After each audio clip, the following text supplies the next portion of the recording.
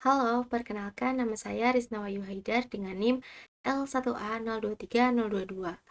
Di sini saya akan menjelaskan hasil UAS dinamika populasi dan pendugaan stok ikan, yaitu metode Walter Hilburn dan metode Fox. Yang pertama, metode Walter Hilburn. Nah, pada soal pertama itu, kita menentukan jumlah produksi total, rata-rata, maksimum, dan minimum. Nah, yang pertama pada jumlah, yaitu menghitung jumlah dengan rumus sama dengan sum blok pada tahun 2020 hingga tahun 2025. Tutup kurung. Enter. Untuk memudahkan, kita drag ke samping.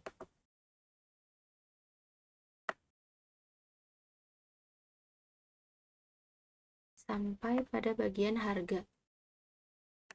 Lalu menghitung rata-rata dengan rumus sama dengan average blok pada tahun 2020 hingga tahun 2025. Tutup kurung. Enter. Lalu kita drag ke samping sampai pada bagian harga.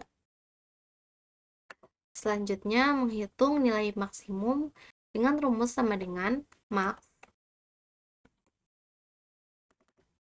blok pada tahun 2020 hingga tahun 2025, tutup kurung, enter.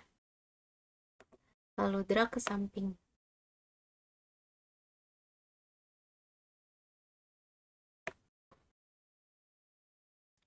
Setelah itu, mencari nilai minimum dengan rumus sama dengan min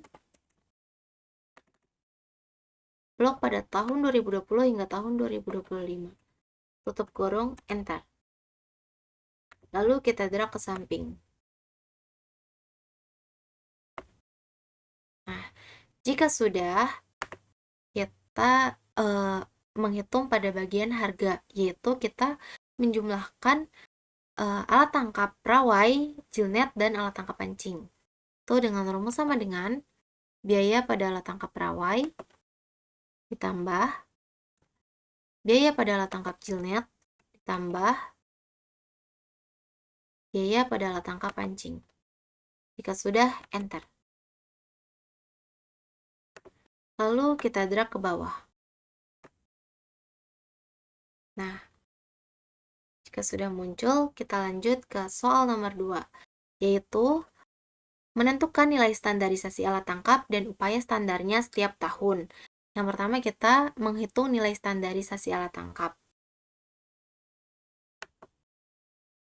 Menghitung nilai standarisasi alat tangkap rawa yaitu dengan rumus sama dengan produksi dibagi dengan upaya produksi. Enter. Lalu kita drag ke bawah. Lakukan hal yang sama pada alat tangkap jilnet dan alat tangkap pancing. Itu dengan rumus sama dengan produksi dibagi dengan upaya produksi. Enter. Lalu kita drag ke bawah.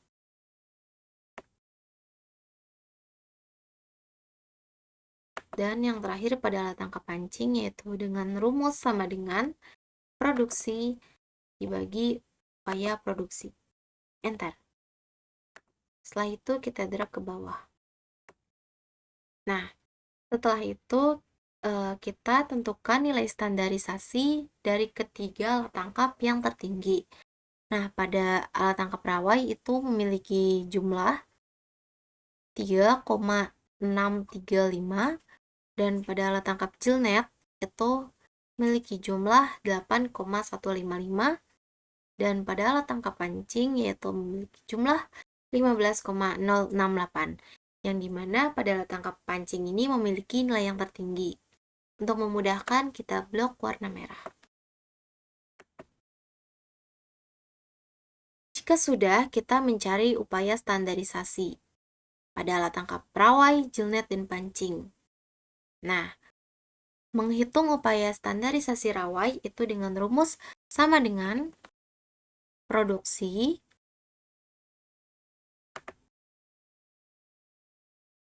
dikali dengan CPUE dibukukan rawai. Enter. Lalu kita drag ke bawah. Lakukan hal yang sama pada alat tangkap jilnet dan pancing. Itu dengan rumus sama dengan produksi dikali dengan CPU dibukukan. Enter.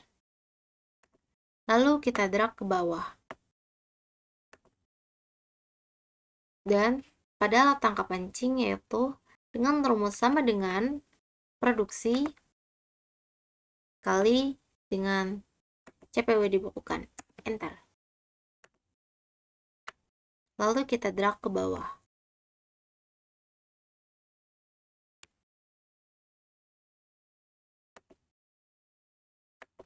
Jika sudah, kita lanjut ke soal nomor 3, yaitu menentukan CPUE tiap tahunnya dan membuat grafik CPUE tahunan.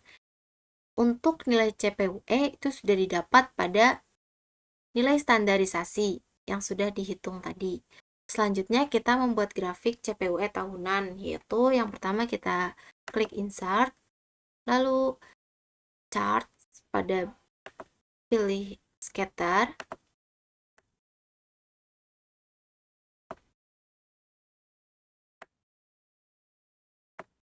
lalu klik kanan, select data, add, series name-nya kita namai dengan CPUE tahunan.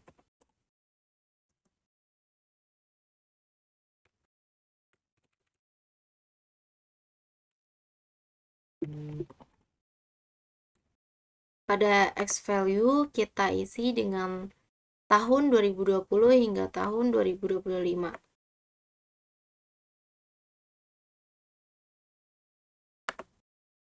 Pada Y value kita isi dengan CPUE total.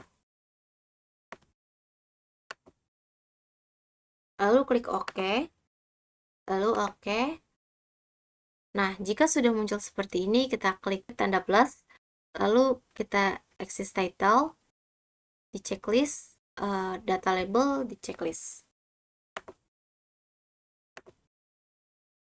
Jika sudah, ubah axis title pada sumbu X dan sumbu Y. Untuk sumbu X kita ubah dengan nama tahun. Dan untuk sumbu Y kita ubah dengan CPUE total.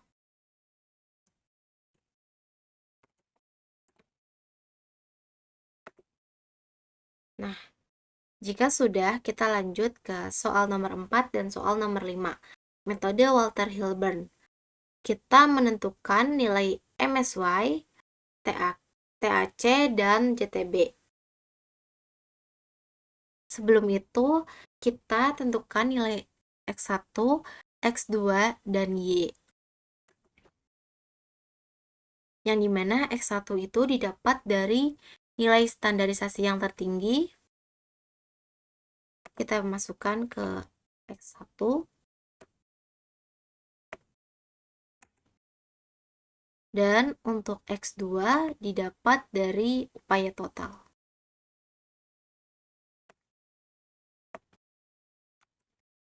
Dan untuk nilai Y itu didapat dari CPUE plus T dibagi CPUE T.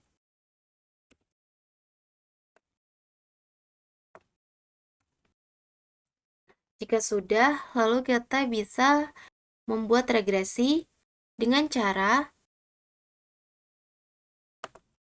klik data, lalu data analisis, pilih regresi, lalu klik OK. Untuk input Y range-nya itu diisi dengan sumbu Y, dan input X range-nya itu diisi dengan sumbu X1 dan sumbu X2. Dan kita klik output range, kita pilih pada bagian yang kosong. Jika sudah, klik OK. Maka muncul nilai regresi seperti ini. Tinggal kita masukkan pada metode Walter Hilburn. Nah, di sini untuk intercept kita masukkan pada bagian kolom A, dan untuk X variabel 1 kita masukkan pada kolom B, dan untuk X variabel 2 kita masukkan pada kolom C. Ini kita copy, lalu kita paste.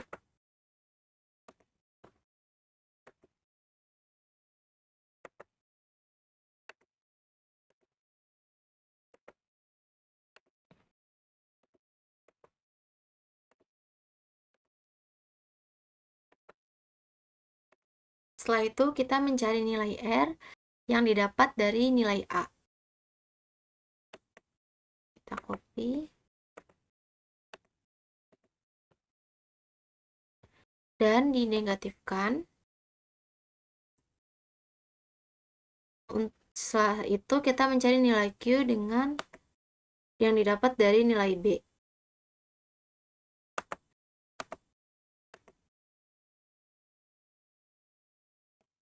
Dan dipositifkan.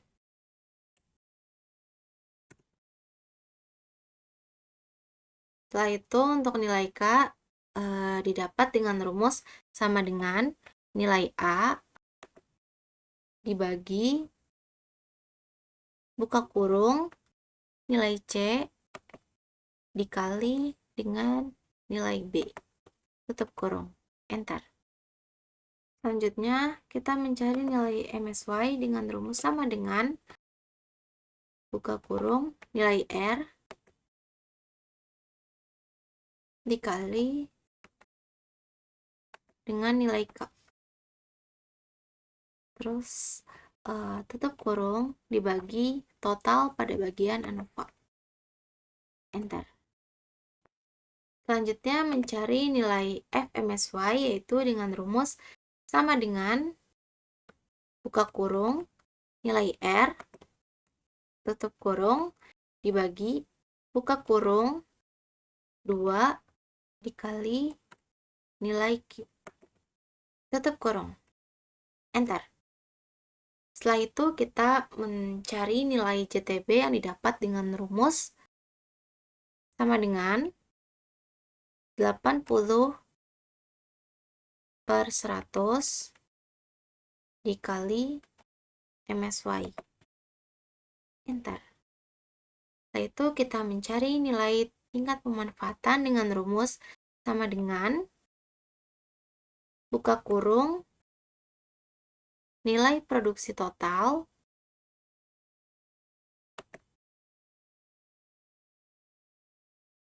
lalu dibagi MSY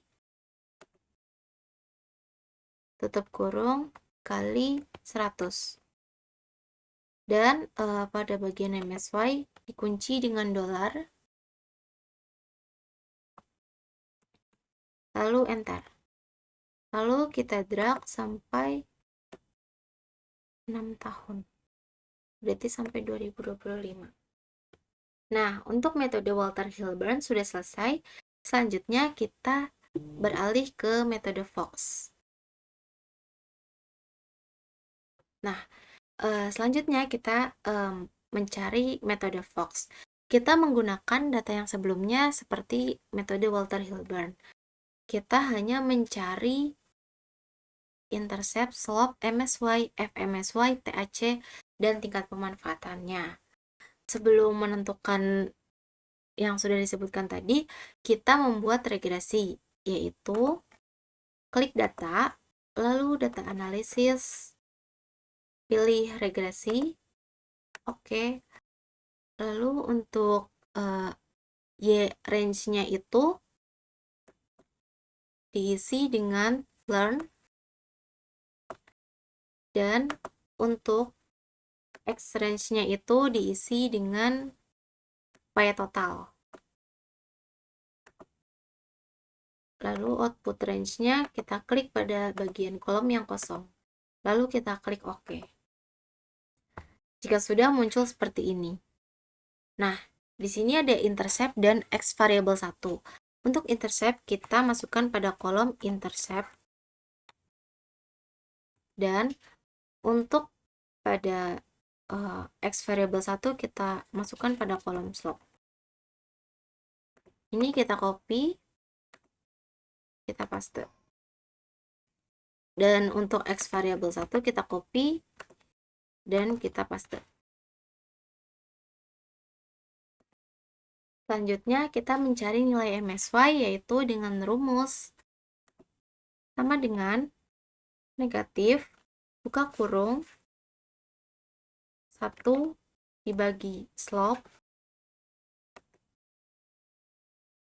tutup kurung dikali eksponensial buka kurung intercept negatif 1 tutup kurung, enter. Selanjutnya kita mencari nilai fMSY yaitu dengan rumus sama dengan negatif 1 dibagi slope, enter. Selanjutnya kita mencari nilai TAC yaitu dengan rumus sama dengan 80/100 dikali dengan MSY, enter.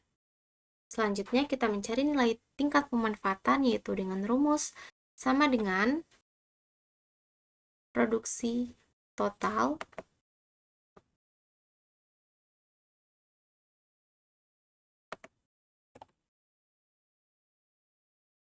dibagi dengan MSY tutup kurung dikali dengan 100. Dan pada bagian MSY dikunci dengan dolar.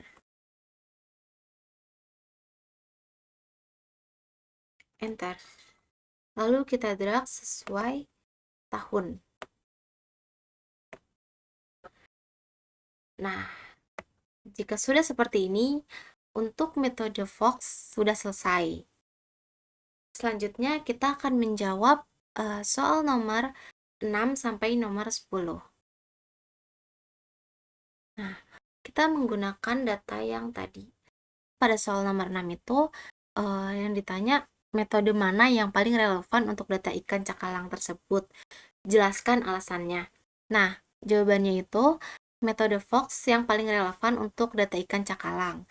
Karena metode ini itu telah membuktikan memberikan estimasi hasil tangkapan MSY yang sesuai dengan pola eksploitasi, seperti Indonesia untuk cakalang. Metode Fox ini juga memiliki keunggulan dalam menyesuaikan dengan karakteristik pertumbuhan stok ikan yang tidak linier dan mampu menangkap dinamika penurunan CPUS seiring bertambahnya upaya penangkapan, sehingga hasilnya lebih akurat. Selain itu, hasil analisis regresi pada data yang tersedia ini, metode Fox ini menunjukkan nilai koefisien determinasi yang sangat tinggi, 0,99, yang dimana ini menandakan cocok model yang sangat baik terhadap pola data produksi dan upaya penangkapan ikan cakalang yang ada. Selanjutnya, pada soal nomor 7 itu yang ditanya, berapa total penerimaan nelayan dari usaha penangkapan ikan cakalang? Jawabannya yaitu 1.968.200 rupiah, yaitu dengan rumus pada hasil jumlah produksi total dikali dengan harga, yaitu harga dari keseluruhan alat tangkap. Selanjutnya itu soal nomor 8 yaitu tentukan total cost atau biaya penangkapan total, yaitu jawabannya 983.715.000 rupiah, yaitu dengan rumus berikut. Yang pertama itu jumlah upaya produksi pada rawai dikali dengan rata-rata atau 40.000 ditambah dengan upaya produksi pada Gillnet dikali dengan biaya yang ada pada Gillnet 35.000 dan ditambah dengan upaya produksi pada alat tangkap pancing dikali dengan biaya pada alat pancing yaitu 20.000. Maka didapat hasil berikut. Selanjutnya, soal nomor 9, berapa keuntungan bersih usaha penangkapan ikan? Jawabannya itu 984.305.000 rupiah, yaitu dengan rumus total penerimaan nelayan dikurang dengan total cost, maka didapat hasil berikut. Dan soal yang terakhir yaitu bagaimana rekomendasi pengelolaan berdasar analisis tersebut. Di sini saya menjawab 5 poin. Yang pertama itu upaya tangkap saat ini kan sudah mendekati atau melebihi nilai MSY, yang dimana peningkatan upaya itu sudah tidak dianjurkan. Yang kedua itu disarankan mengendalikan atau menurunkan upaya tangkap agar produksi ini tetap lestari dan ekonomi nelayan tetap stabil. Yang ketiga, pemantauan CPUE dan produksi harus terus dilakukan untuk mendeteksi gejala overfishing lebih awal. Yang keempat, disverifikasi alat tangkap dan efisiensi biaya juga dipertimbangkan untuk keuntungan nelayan. Yang terakhir, itu batasi tangkapan maksimum untuk menjaga keberlanjutan. Mungkin cukup sekian jawaban dari hasil UAS saya. Sekian, terima kasih.